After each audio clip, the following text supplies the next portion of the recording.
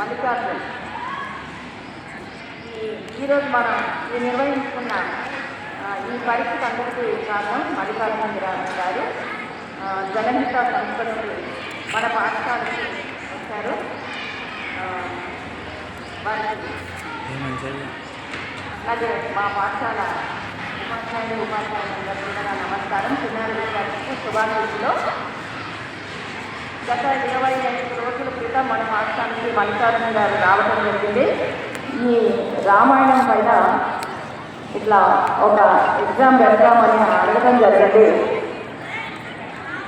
అడిగిన వెంటనే ఇప్పుడు ఉన్న ఈ పరిస్థితుల్లో రామాయణ మహాభారతాల గురించి విద్యార్థులకు తెలియకుండా పోతుంది.